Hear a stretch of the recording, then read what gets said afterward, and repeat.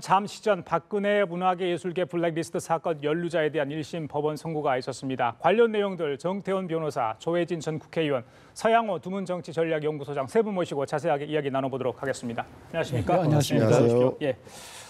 방금 문화예술계 블랙리스트 7명에 대한 1심 선고가 있었습니다. 차근차근 저희들이 좀 정리를 해볼 텐데요. 일단은 김기춘 전 비서실장에게 징역 3년 실형이 선고됐고요. 조윤선 전 문체부 장관에게는 집행유예가 선고됐습니다.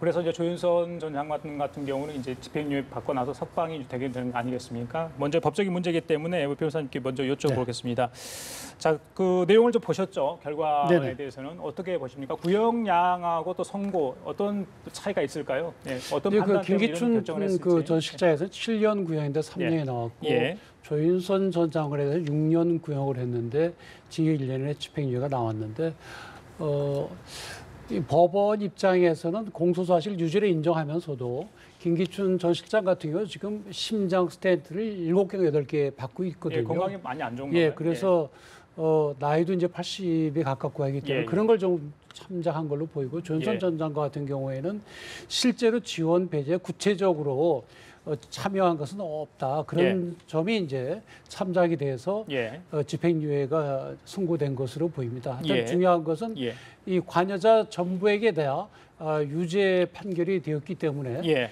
사실 이런 사건이 굉장히 드문 사건이거든요. 그렇죠. 특히 이제 이념을 달리하는 쪽에 대한 지원 배제라는 것이 직권남용으로 처벌될 수 있다는 최초의 판례가 될 수가 있기 때문에 그 점에서 상당한 의미를 가지고 있는 것으로 보입니다. 자, 조 의원님. 재판부가 블랙리스트의 존재를 인정을 했습니다. 사실은 그 특정 진영 성향, 정치 성향을 띈 그 문화예술계 인사들에 대한 지원 배제 이 문제는 옛날에 진보 진영 때도 있었습니다. 그때도 예를 들면 민해총이라든가 이런 그 진보 진영의 문화예술계 인사들에 대해서 집중적으로 지원하고 해서 그때는 이제 보수 진영 정당들이 이제 문제 제기를 했었죠. 근데 그때는 이런 정치적인 사건이었고 그렇게 하는 것이 옳으냐 그러냐는 문제에 그쳤는데 이번에 이제 탄핵을 거치면서 이게 정치적 사건이 아니라 사법적인 사건으로 이제 바뀌게 됐습니다. 그리고 옳으냐 그러냐가 아니라 이거는 죄냐 아니냐 하는 문제로 이제 돼가지고 법원에까지 넘어갔는데 결국 법원의 판단은 이거는 이제 죄다. 그렇게 하면 안 되고 그건 그 불법이다.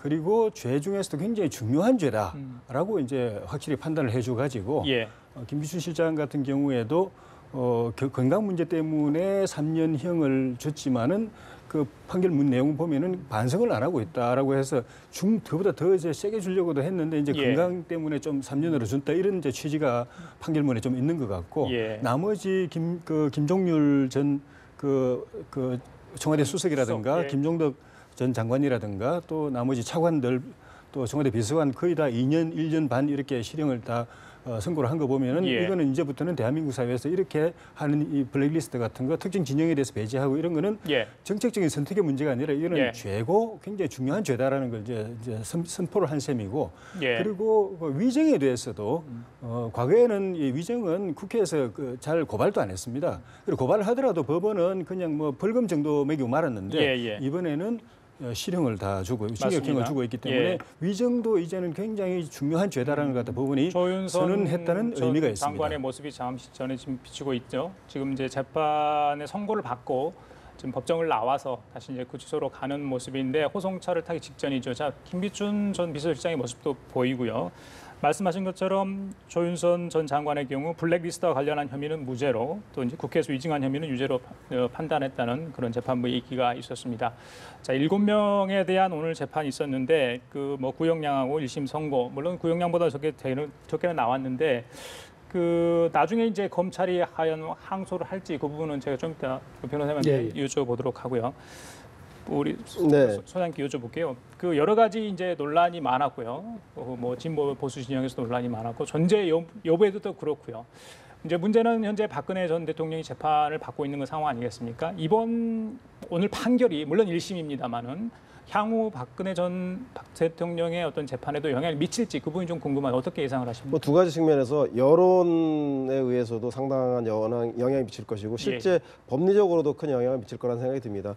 아마도 박근혜 전 대통령이 뇌물 문제와 관련해서 뇌물죄와 관련해서 K스포츠 미르재단에 대한 뇌물죄와 더불어서 예, 예. 이 블랙리스트와 관련한 직권남용 부분도 함께 기소되어 있지 않습니까? 예. 그래서 총괄한 혐의, 그러니까 비서실장을 통해서 블랙리스트를 총괄한 혐의로 특검이 박근혜 전 대통령을 기소했기 때문에 아마도 검찰과 특검이 김 전 실장 등과 조윤선 전 장관 등의 이런 그 1심 판결문들을 형사재판에 증거로 제출할 계획이라고 합니다. 따라서 그렇다면 이것이 증거로 채택이 재판부에서 판결문이기 때문에 채택될 가능성이 매우 높게 본다고 한다면 아마도 직권남용 부분에 대한 그 물증으로선 그 유죄를 입증하는데 중요한 증거가 되지 않겠나 싶고요. 뭐 일각에서는 검찰에서 7년 그 김기춘 전 실장한테 7년 구형을 했었고 그리고 조윤선 전 장관 6년 구형했는데 실제 선고는 3년과 1년의 집행유예 2년으로 해서 너무 경미한 거 아니냐는 얘기가 있는데 직권남용과 강요를 유죄로 입증하기가 상당히 쉽지 않음에도 불구하고 문화예술인들의 정부 지원 배제라고 하는 블랙리스트를 만든 것이 헌법상의 그 표현의 자유를 침해했다는 중대한 문제라고 보기 때문에 사실상 3년의 유죄라는 것은 상당히 중대하게 봤다라고 봐야 될 것 같다는 생각이 듭니다. 그래요? 따라서 박근혜 전 대통령 재판에도 상당한 영향을 미치지 않겠나 생각이 듭니다. 자, 박근혜 대통령은 참 그 문화예술계 그 블랙리스트 작성에 관해서 이미 기소가 돼 있고요.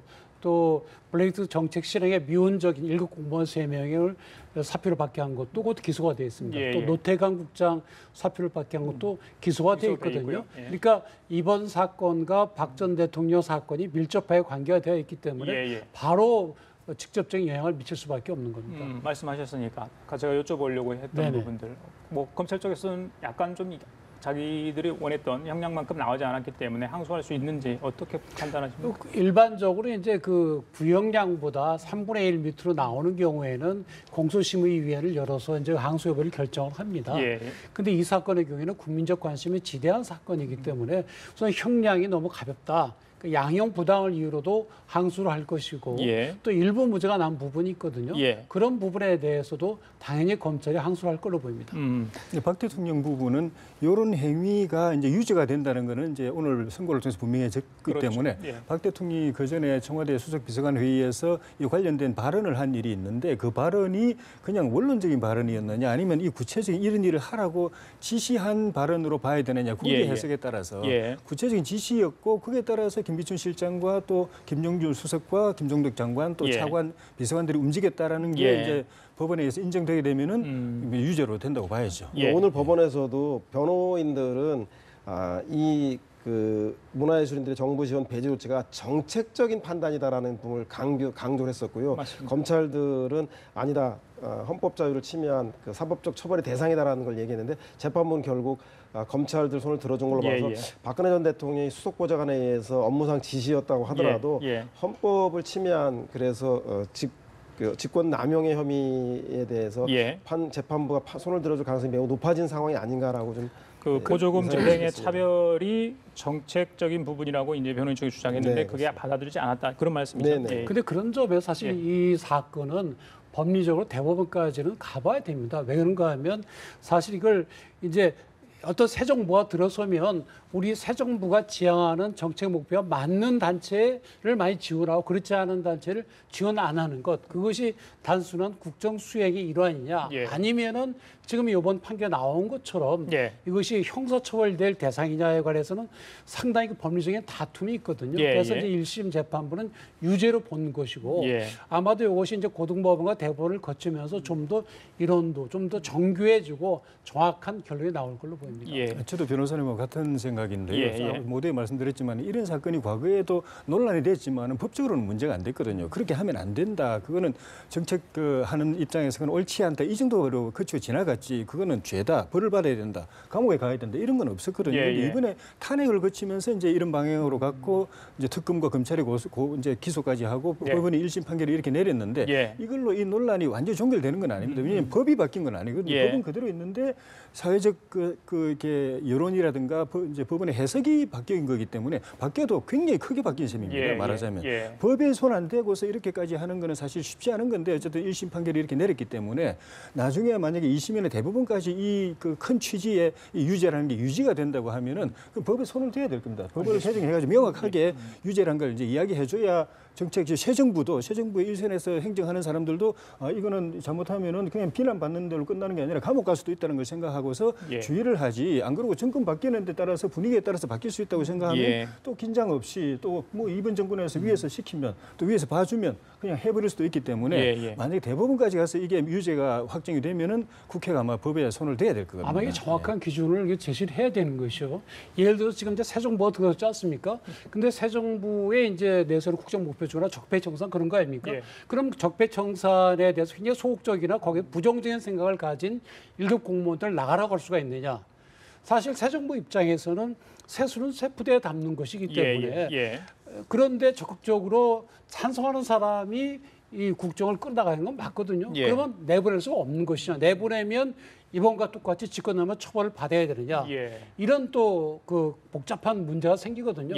근데 다만 이 사건의 경우에는 사실 그런 것들 블랙리스트 작성 자체도 은밀했고 공개적 투명적이 아니었기 때문에 이제 그 아무래도 직권남용 쪽으로 인정해야 되는 그런 의견이 많았던 것으로 보이는데 앞으로 이제 새 정부들이 이제 국정 수행을 해갈 때 정확한 기준이 제시가 돼야 됩니다. 그래야 새 정부도 제대로 정책을 해나가지 전혀 맞지 않은 사람을 데리고 해나갈 수는 없는 거 아니겠습니까? 지금 정부가 정권 초기에 주요 시책을 굉장히 강하게 밀어붙이고 있거든요. 그런데 벌써 이제 야당이라든가 일부에서는 이게 대통령 권한이냐 그게 왜 법정 근거가 어디 있느냐 직권 남용 아니냐 벌써 그런 이야기 나오고 있거든요. 그런데 좀 그냥 가능하고 있는데 이게 나중에 입장이 바뀌고 정치적 상황이 바뀌었다고 생각하면은 똑같이 이런 문제가 논란이 또 될 수 있기 때문에 그런 측면에서 이 그 법원의 판단, 국회 입법이 중요하고 새 정부도 새 정부가 어쨌든 간에 이게 촛불 탄핵 또는 그 적폐청산 이런 걸 통해서 이제 집권했지만은 거꾸로 반면교사를 삼아가지고 우리가 하는 행동,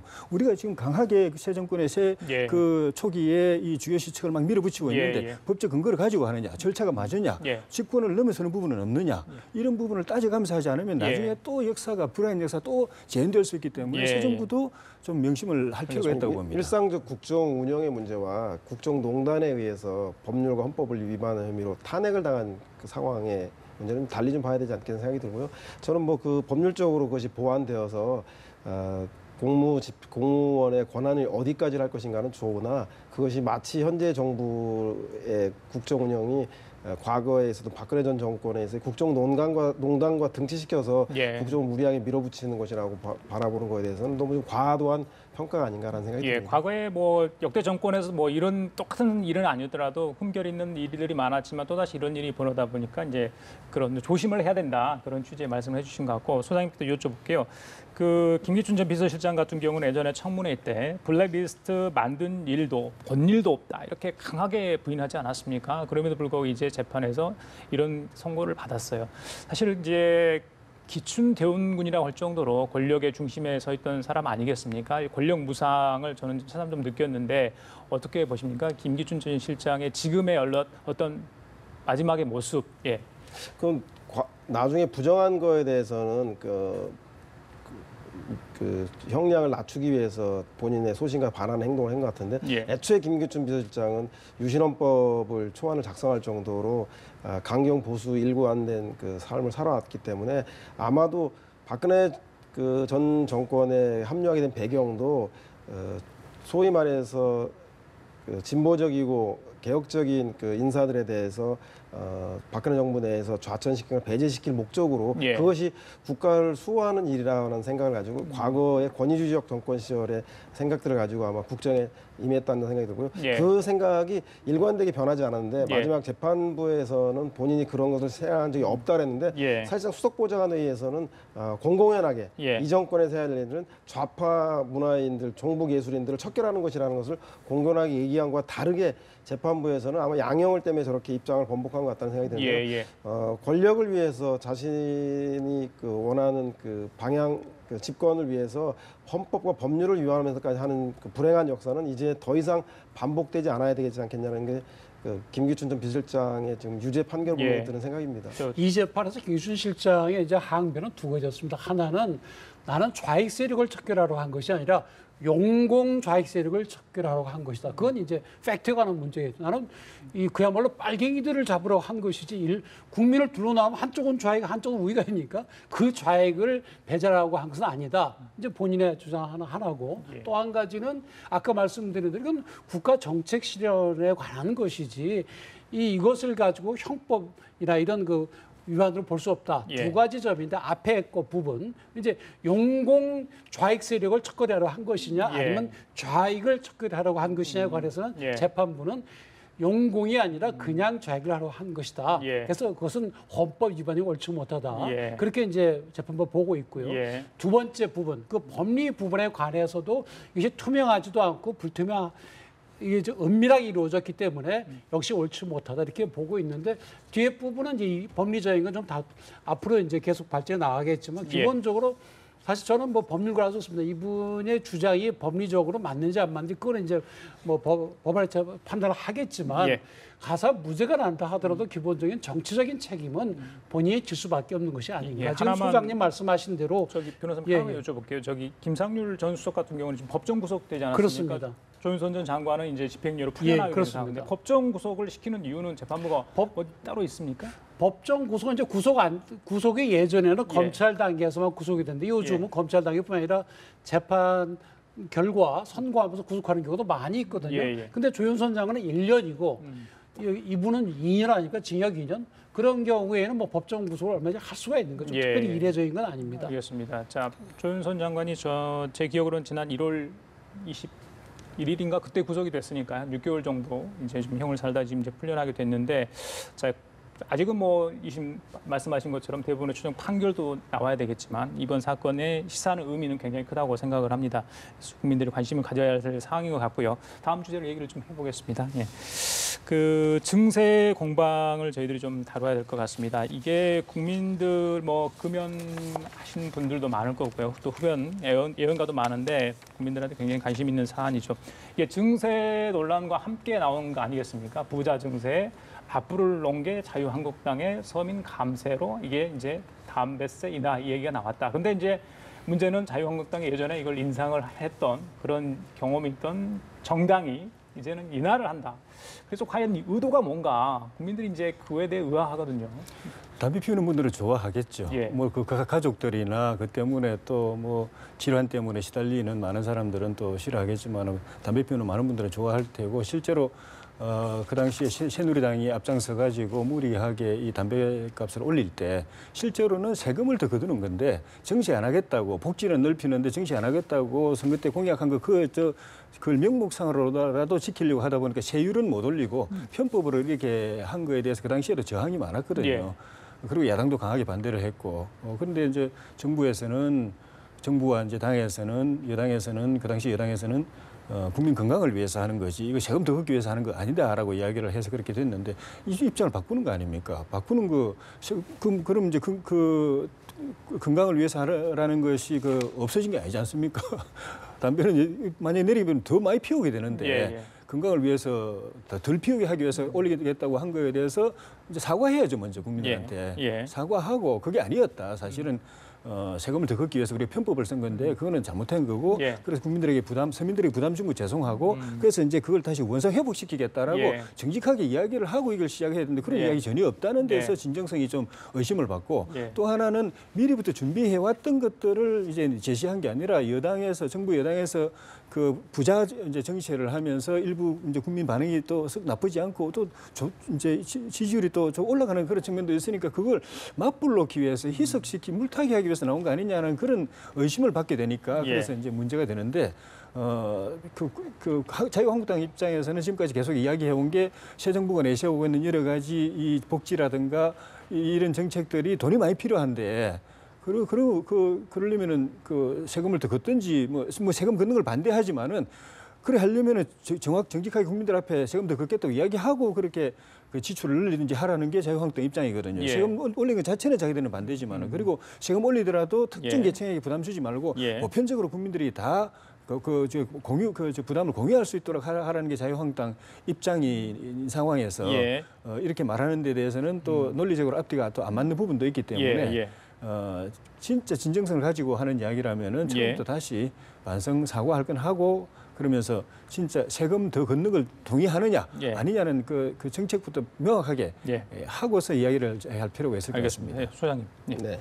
뭐 일단은 담배세 인상이 현실 가능하지도 않습니다. 왜냐하면 현재 자유한국당 의석수로는 어떠한 법안도 통과시킬 수 없는 상황입니다. 그래서 바른정당을 들어야도 되지 않고 결국은 국민의당의 협조를 얻어야만 150석 이상을 얻을 수가 있는데 제가 볼 때는 국민의당이 그동안 보수 정당들과 연대 연합하는 것에 대해서 상당한 부담을 가지고 있기 때문에 저는 뭐 담배값을 인하하자는 것에 대해서 국민의당이 선뜻 동의하기 어렵다는 상황이 들어서 실제로 법제화되기는 상당히 어렵다는 생각이 들고요.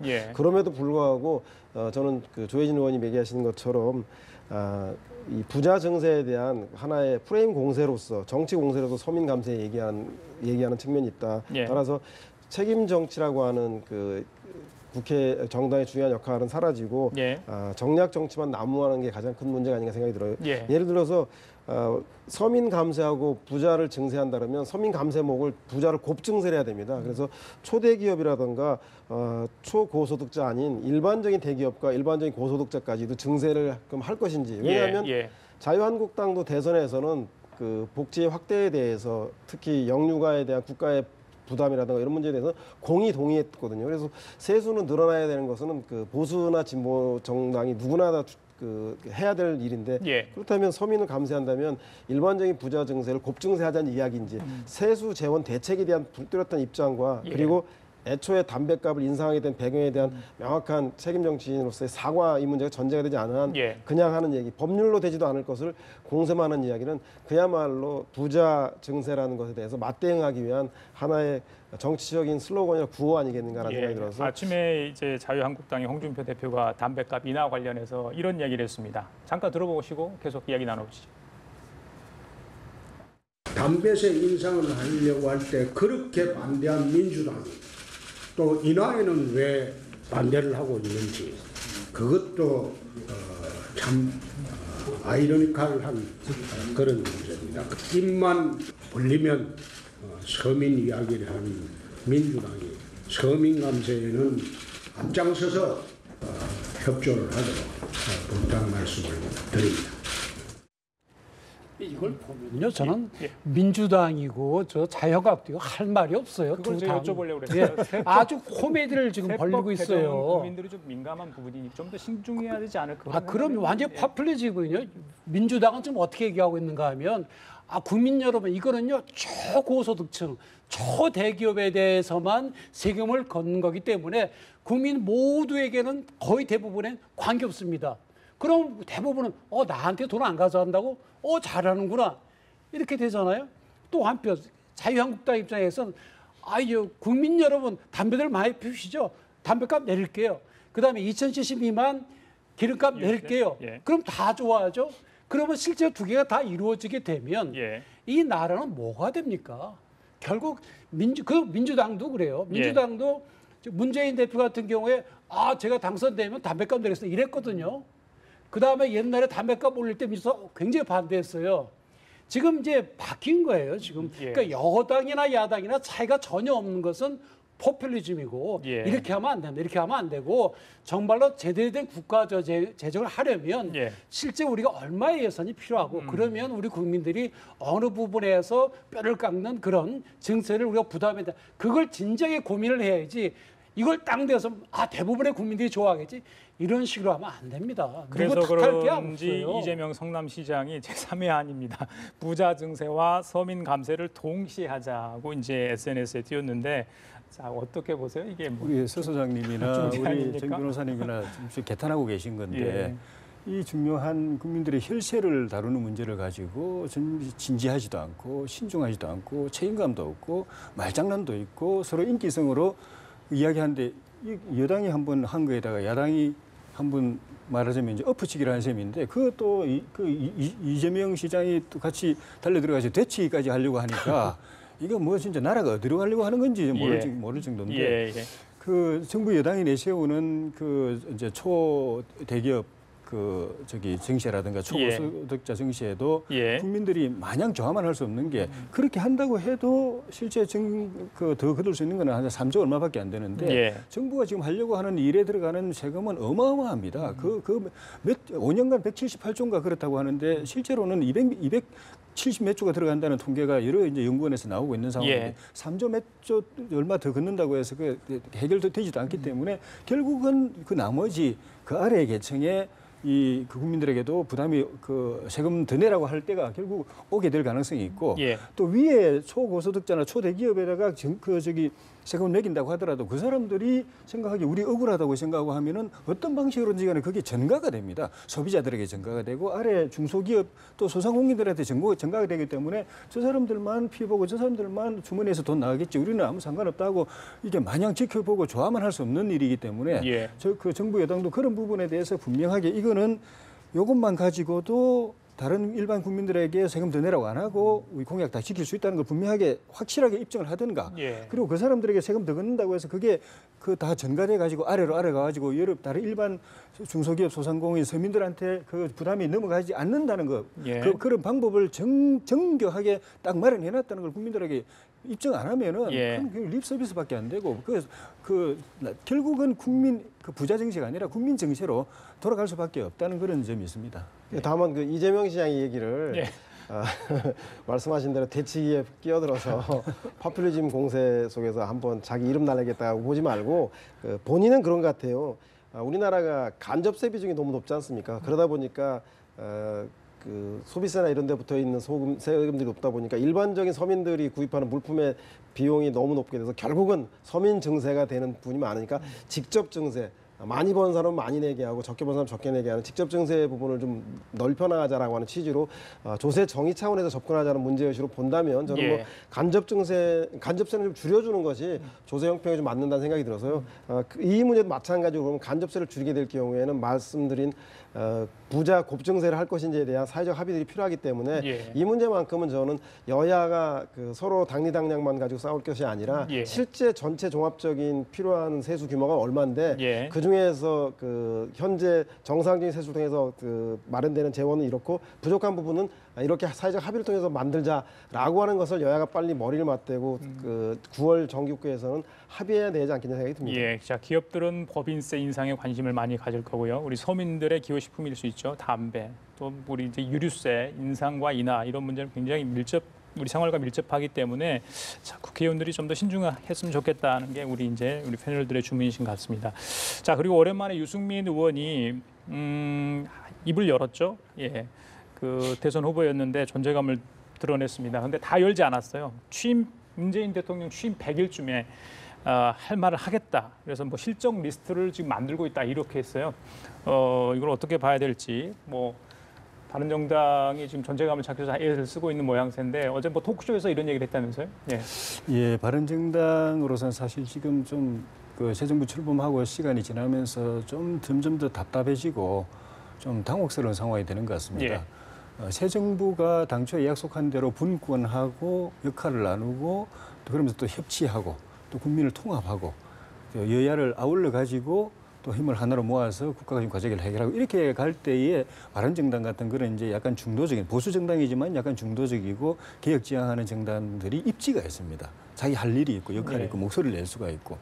근데 바른정당으로서는 지금 이런 유승민 대표가 이런 이야기를 하는 거는 이제 100일 가까이 이제 76일 오늘 77일째인데 벌써 2달 조금 지났는데 이 상황이 앞이 전망이 별로 지금까지 하는 걸 보면은 별로 그렇게 우리가 기대했던 것처럼 분권하고 협치하고 통합하면서 이 정부가 잘해 나갈 거다, 잘 될 거다. 우리는 그 옆에서 도와주면서 새로운 길을 제시하면 되겠다. 이게 아니고 초기에 지지율은 높지만은 결국은 이런 지금 하고 있는 것들이 나중에 부작용을 일으켜 가지고 지지율 떨어지고 이래 되면은 또 여야가 서로 또 대치하는 쪽으로 가고 대치하게 되면은 자유한국당 같은 이쪽 우경 보수 정당이 더 목소리 높이게 되고 예. 그러면 또 이 양자 대결 구도가 되고 중간에 있는 사람들은 잘못하면 중간에 샌드위치가 되고 끼어가지고 뭐 회식 분자 비슷하게 되고 기회주의자 비슷하게 될 수도 있고 도와줄 수도 있고 예. 또 없고 안 도와줄 수도 없고 하는 그런 굉장히 어려운 상황으로 갈 수도 있겠다 싶어가지고 예. 지금 위기감을 가지고 예. 어떻게 보면 정부에다가 이 조기에 좀 경고 메시지를 던진 당신도 잘못하면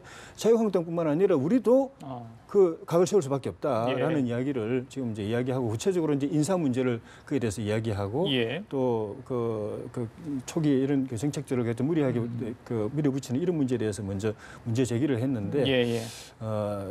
다시 말씀드리지만 바른정당이라든가 국민의당 이런 이제 중도적인 정당들은 정부가 잘해주고 예. 분권하고 협치하고 통합해서 잘해주고 국정이 잘 돌아가야 예. 입지가 있다. 예. 이 정부 이분들 이런 중도 정당까지 새 정부를 향해서 목소리 높여야 되는 상황 만들지 말아달라. 예. 그 이야기를 꼭 좀 알겠습니다. 지난번에 하고 추경안 싶습니다. 통과될 때도 바른정당이 그래도 좀 협조적인 모습을 보이지 않았습니까? 그래서 이제 존재감을 좀 드러냈다 이런 평가도 나왔는데 어제 같은 자리에서 김무성 의원 같은 경우 이낙연 총리의 존재감이 없는 것 같다. 제왕적 대통령제의 한계를 다시 드러내는 거 아니냐 이런 진적을 했는데 그 청중 중에 한 분이 이런 질문을 했다고 합니다. 30년 전에 정치를 다시 한다고 했을 때 다시 하겠느냐 했더니 정치 사람 할 짓이 아니다. 뭐 이런 이야기를 했대요. 이게 어떤 의미일까 이게?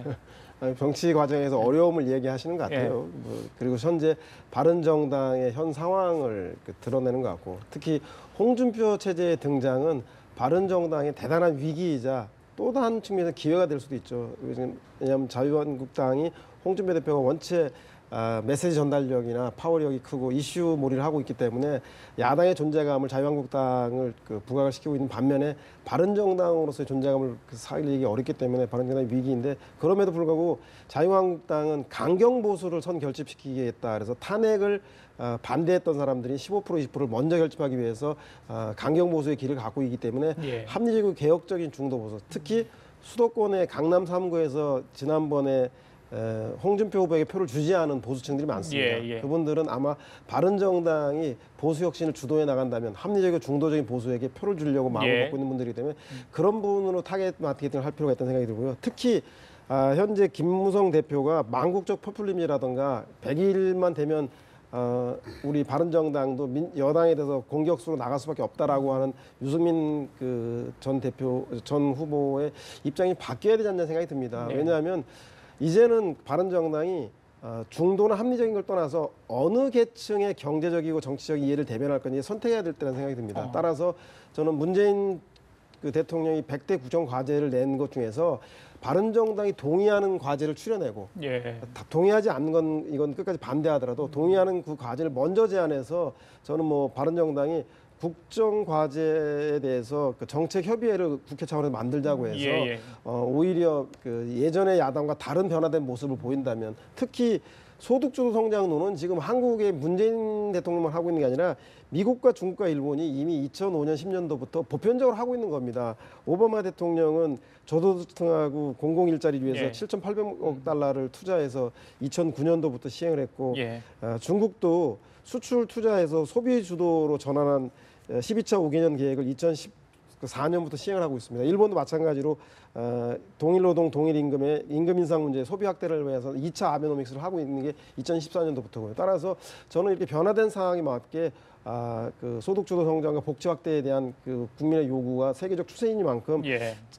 바른정당이 자유한국당과 전혀 다른 길을 가겠다 한다면 문재인 대통령이 제안하는 100대 국정 과정에서 합리적이고 중도적인 성향의 정당인 바른정당이 수용할 수 있는 것을 가지고 함께 국정과제 정책협의회를 제안한다든가 예. 이런 좀 대한야당의 모습을 보인다면 훨씬 더 달라질 거라는 생각이 들고 그중에서 당론으로 반대할 수밖에 없는 건 끝까지 반대를 하더라도 예. 공통부문을 찾아내는 노력 이런 것들을 한다면 바른정당이 오히려 자유한국당이 갖지 못한 합리적이고 개혁적인 보수층들을 흡수할 수 있지 않을까 예. 그런 제안을 좀 드리고 싶습니다. 알겠습니다. 세 분한테 이 질문 꼭 드리고 싶어요. 사실은 추경과 이제 부자 정세 지금의 여야 대치 국면을 보면서 많은 생각을 하게 했는데 어젠가요? 현지 시간 25일 날 존 맥케인 미국 상원 의원이 건강보험법안 관련해서 상원 표결이 있었는데 올해 81살이거든요.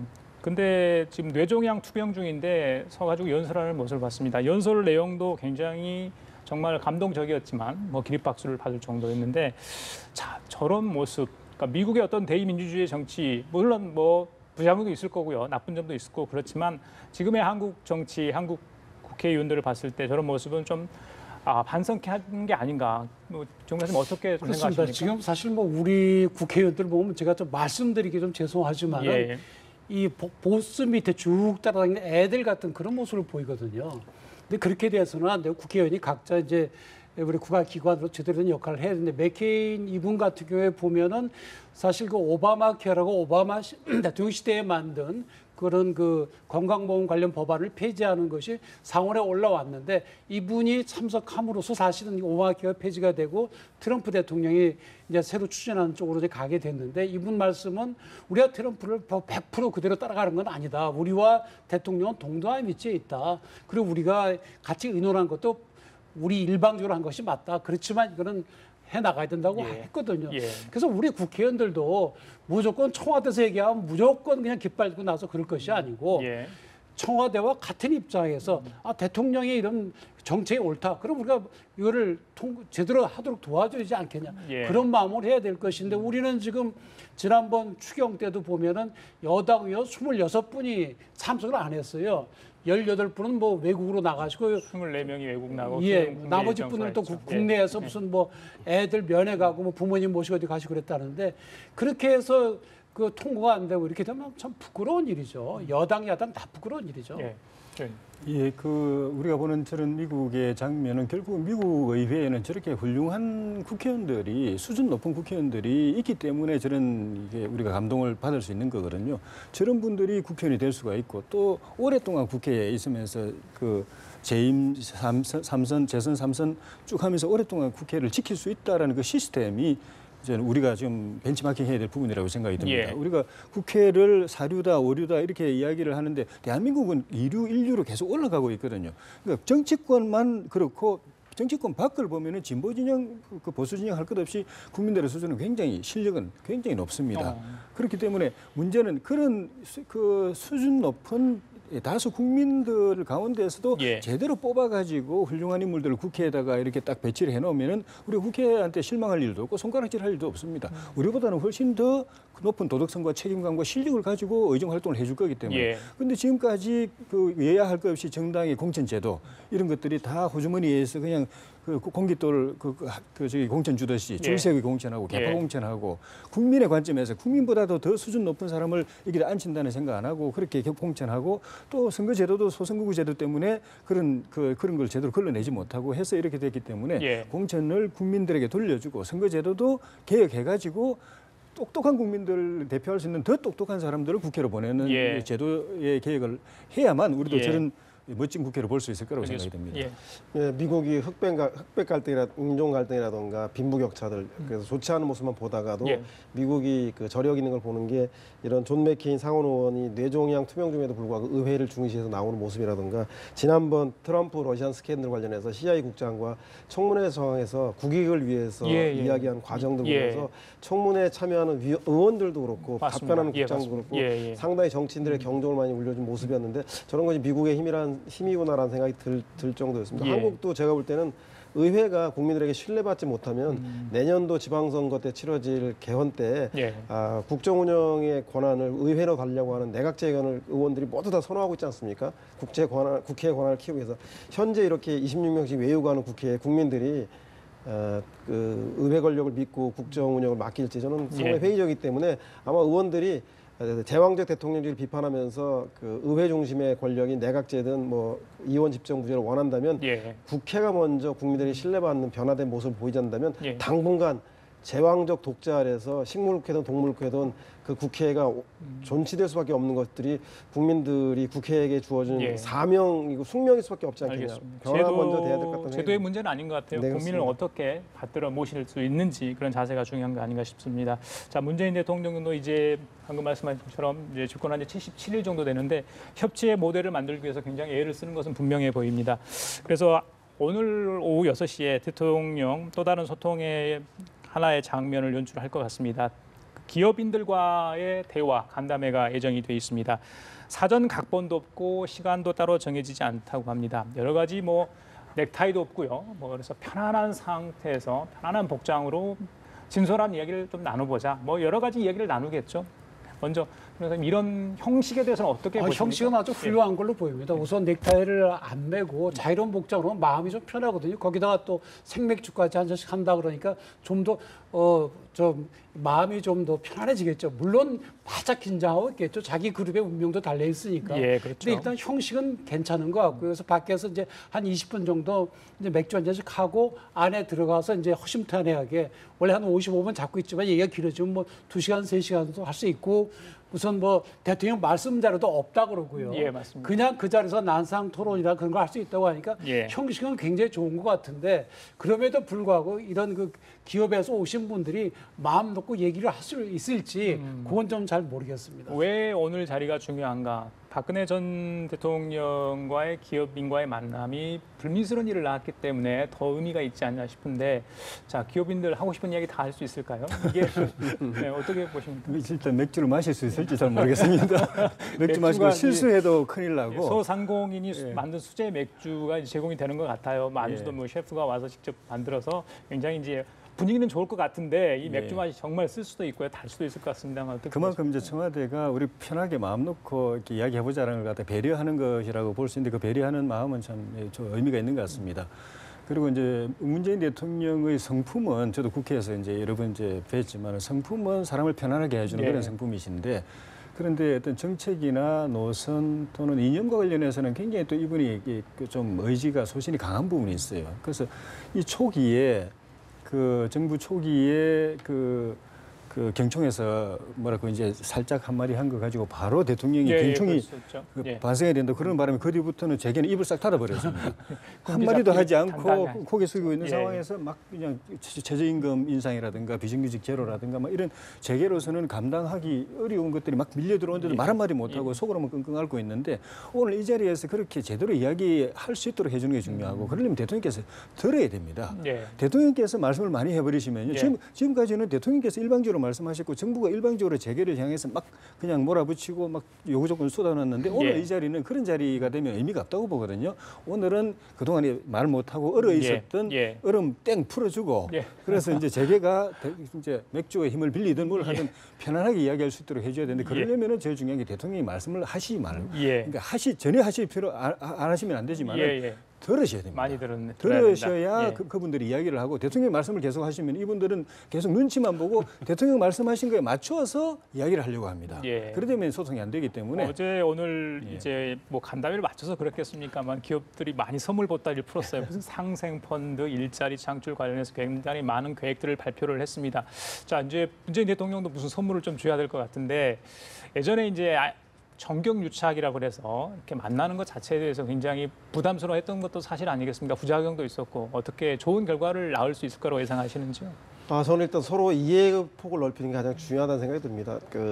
지금 현재 문재인 대통령과 기업은 상당히 다른 그림을 그리고 있을 겁니다. 이전의 정부들, 특히 보수 정권에서는 기업하기 좋은 나라였습니다. 그래서 규제를 개혁하고 기업들이 원하는 대로 노동의 유연성들을 보장하기 위해서 정리해고라든가 이런 것들을 자유롭게 해주는 그래서 기업주들이 권한을 강화해주는 정책을 썼다면 이제 문재인 정부는 일하기 좋은 나라, 노동자들과 근로자들의 임금이라든가 복지 문제를 강조하지 않겠습니까? 그것이 효율성이 보수 정권의 효율성을 위해서 그렇게 했다고 하지만 진보 정부인 문재인 정부에서는 아마도 안정적인 고용이 결국 순성장에 도움이 된다라고 하는 논리이기 때문에 아마 그것의 변화된 배경이 무엇인지에 대해서 이해를 넓히는 게 중요할 것 같다는 생각이 들고 그리고 일자리의 비정규직을 정규직화한 문제라든가 그리고 최저임금 문제에 대해서 일단 재계 총수들이다 보니 그분들에게 이해를 구하고 왜 그런 문제의식을 가지고 있는지에 대해서 차분하게 문제의식을 공유하는 것이 가장 중요한 생각이 드는데 그럼에도 불구하고 재계가 바라보는 세상과 그리고 제가 볼 때 문재인 대통령이 바라보는 세상에 대한 일치점들이 얼마만큼 있을지에 대해서는 의문이 듭니다만은 그렇다고 해서 예전과 같이 국가가 강제적으로 재벌 총수들을 밀실에서 고압적인 방법으로 끌고 갈 수는 없기 때문에 아마도 오늘도 격식 없는 자리를 통해서 정부가 왜 그런 생각을 하고 있는지에 대해서 충분히 이해를 넓히는 그런 자리가 돼야 되지 않겠다는 생각이 듭니다. 저는 굉장히 민주화된 건 맞습니다. 예전에 권위주의 정부 시절에는 그 만찬에 늦게 왔다고 그 그룹이 통째로 날아갔다 뭐 그런 얘기도 있었지 않았습니까? 그래요? 근데 이병헌의 경우는 뭐 그렇지가 않으니까 이제 예. 그런 절차는 좋은 것 같은데 기본적으로 이제 우리가 역사를 돌이켜 보면 우리 이제 개발 성장 시대에는 관이 끌고 갔거든요. 왜냐하면 관에 우수한 인력들이 많이 모여 있었거든요. 예. 그래서 관이 이제 그 앞장을 서고 민간에 대한 교육도 하고 지도를 해가면서 발전을 해온 게 사실이거든요. 일본도 마찬가지고. 근데 이제는 아까 말씀하신 것처럼 관보다는 민간 쪽이 더 앞서 나갑니다. 예, 그렇다고 예. 한다면 관에서 무조건 관이 사양을 끌고 나갈 것이 아니라 일반 민간에서 돌아가는 걸 보고 아 우리가 오히려 저쪽을 좀 맞춰야 되겠다. 예. 물론 그렇다고 해갖고 어떤 기본적인 이념이나 목표를 바꿀 수는 없지만 예. 그런 수행에 가는 과정에서 무조건 예전식으로 밀어붙이는 거는 이제는 바뀌어야 되지 않나 싶고요. 예. 그 점에서 문재인 대통령께서 이렇게 새로운 방법을 한번 해보시기를 좀 기대를 해봅니다. 알겠습니다. 자, 잠시 후 6시부터 한다고 그러니까 또 오늘하고 내일하고 나눠서죠. 15개 기업 좀 기대를 해보겠습니다. 뭐 기업인이 우리 경제의 한 축을 담당하는 거니까 좋은 결과 있었으면 좋겠고요. 자, 다른 주제 하나 다뤄보겠습니다. 오늘 검찰 첫 고위직 인사가 있었습니다. 이제 문무일 검찰총장 체제 이후 첫 이제 인사였는데 여러 가지 뭐 이야기가 많이 나왔죠. 왜 그러냐면 지난번에 총장 임명식 때 한시 읊은 것 굉장히 화제가 되다 보니까 이번 인사가 또 어떻게 될지 예전에 그 잘못된 어떤 검찰의 그 부분을 완전히 쇄신하고 새로운 그 모습을 보여줄지 기대를 했는데 일단 48개 검사장 자리 중에 5개가 좀 빠졌어요. 그래서 43개라고 하죠. 이거 어떤 의미로 해석할 수 있습니까? 지금 우선 뭐 검찰의 이제 검사장들이 차관급인데 차관급이 일반 다른 부처는 2사람밖에 없는데 왜 그렇게 많으냐 해가지고 비판이 있어왔거든요. 그래서 조금 줄였는데 사실은 검찰의 그 차관급이라는 건 의미가 없습니다. 그냥 대우를 그렇게 한다는 것이 실제 차관은 아니거든요. 그리고 또 법원의 고등법원 부장 같은 경우에도 차관급으로 하는데 고등법원 부장이 뭐 직원 그 판사 2하고 직원 2명대로 일하잖아요. 그래서 그냥 그 예우에 있어서 그럴 뿐이지 실질은 그렇지는 않은데 그럼에도 불구하고 줄였고 또 법무부의 경우에도 지금 법무실장 같은 자리하고 또 출입국 외국인 정책본부장은 비워뒀어요. 아마도 검사가 아닌 일반 다른 전문가로 이제 보직을 할 가능성이 높고 그 점에서 이제 법무부의 탈검찰화가 이루어졌고 또 한편으로는 사실 이제 검찰의 문제점 중에 하나가 소위 우병우 라인이 검찰을 장악하고 있어서 혹시 검찰 개혁이나 새 정부의 그런 정책에 오히려 저항을 할지도 모른다 그랬는데 대부분은 지난번에 해소가 됐고 또 이번의 경우에도 그런 그 의심이 있는 사람은 중요한 직책을 안 줬습니다. 그래서 어차피 세수는 새 푸대에 담는 거니까 그런 점에서 뭐 요소에 뭐 적절한 사람이 간 걸로 보입니다. 예, 알겠습니다. 저 조교님 예전에 이제 이 검찰총장 인사 전에 문재인 대통령이 서울중앙지검장 윤석열 지검장을 먼저 인사를 하지 않습니까? 서울중앙 1차장도 먼저 인사를 해서 자, 그게 또 맞는지 잘 모르겠습니다만 앞으로 검찰에 나갈 방향, 뭐 열린 검찰, 어저께 바른 검찰 이야기를 많이 하지 않았어요? 어떻게 보십니까? 그 검찰 인사는 원칙적으로 이제 법무장관을 통해서 하고 법무장관은 또 검찰총장하고 상의하고 해야 되는데 그 당시에는 그게 다 공석인 상황에서 이제 청와대가 사실상 임명을 강행을 했죠. 정권 초기에 검찰 공백을 막기 위해서라고 우리가 이해를 한다면 이해를 할 수도 있지만은 만약 그런 취지였다면은 좀 더 기다렸으면 더 좋았겠지만 기다려서 절차를 통해서 했으면은 그 대통령 공약에도 더 맞겠죠. 그렇지만은 이제 초기에 그런 부분 우리가 이해한다고 가정하면은 이후부터는 그런 일이 이제 없어야 되는 것인데, 저 문재인 대통령의 중요한 공약이 이제 검찰 독립과 정치적 중립성 이런 부분이었는데, 검찰 스스로 독립하거나 중립성을 유지한다는 건 사실상 뭐 불가능하다고 봐야 됩니다. 핵심은 청와대가 이 인사권을 제대로. 자, 조교님 잠깐만요. 자, 지금 화면 보시면 조윤선 전 문체부 장관이 구치소죠. 구치소에 나와서 오늘 이제 블랙리스트 관련해서 지금 선거가 있었죠. 거기서 이제 집행유예를 받았습니다. 징역 1년, 집행유예 2년인데 그러다 보니까 석방을 하게 됐죠. 구속 상태로 재판을 받았던 조 전 장관 자유몸이 됐습니다. 보시죠. 저기 녹화해야 돼. 정민아. 녹화. 예. 녹화하라 그래. 네. 아저씨, 잠깐만. 여기 오늘은 오지 말게. 4번 7번 8번 하면 되죠, 선배? 478. 네. 네, 4번 7번 8번 녹화 좀 해주세요. 네. 잠깐만. 오지 마시고 조윤선 전 장관 기자들에게 한마디를 하고 돌아갈지 모르겠습니다. 국민에게 하고 싶으신 말씀 없으세요? 국민에게 하고 싶으신 말씀 없으세요? 예. 끝까지 재판에 성실하게 임하겠습니다. 저에 대한 오해를 풀어주셔서 감사하게 생각합니다. 특검이 항소할 것 같은데 2심 재판도 어떻게 준비하실 거세요? 네, 재판에 성실히 끝까지 임하겠습니다. 감사합니다. 블랙리스트 피해 받으신 분들한테 하고 주세요. 접하게. 블랙리스트 피해자분들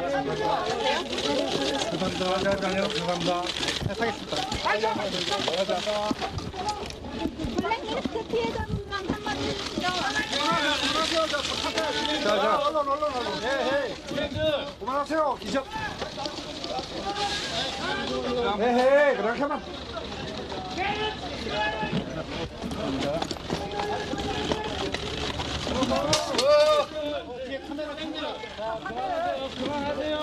예, 자 오늘 문화예술계 지원 배제 명단 이른바 블랙리스트 사건과 관련해서 1심 선고가 있었습니다. 조윤선 전 문체부 장관 1심 재판에서 징역 1년에 집행유예 2년을 받고 이제 풀려나게 됐습니다. 그래서 법원에서 다시 서울구치소로 지금까지 한 6개월 동안 머물렀던 서울구치소에서 집으로 돌아가게 되는 상황인데, 자 취재진들이 많이 몰려 있다 보니까 취재 경쟁도 굉장히 치열했습니다. 자 조윤선 전 장관 1월 21일 날 구속이 됐죠. 한 6개월 남짓 서울구치소에서 머물러서 재판 전까지 법정에 법정에 출두를 하고 돌아가서 재판을 받는 과정을 반복을 했는데요. 자 많이 초췌한 모습입니다. 초췌한 모습이고요. 자 오늘 재판 관련해서 법원은 블랙리스트와 관련해서는 무죄로, 또 국회에서 위증한 혐의는 유죄로 이렇게 판단을 내렸습니다. 1심서 집행유예, 징역 1년, 집행유예 2년을 받고 지금 석방했는데요. 국민에게 하고 싶으신 말씀 기자들이 없으세요? 질문을 했습니다. 향후 재판에 국민에게 하고 대해서 싶은 이제 말씀 없으세요? 끝까지 재판에 성실하게 임하겠습니다. 저에 대한 오해를 풀어주셔서 감사하게 생각합니다. 특검이 항소할 것 같은데 2심 재판도 어떻게 준비하실 거세요? 네, 재판에 성실히 끝까지 임하겠습니다. 감사합니다. 블랙리스트 피해 받으신 분들한테 하고 주세요. 접하게. 블랙리스트 피해자분들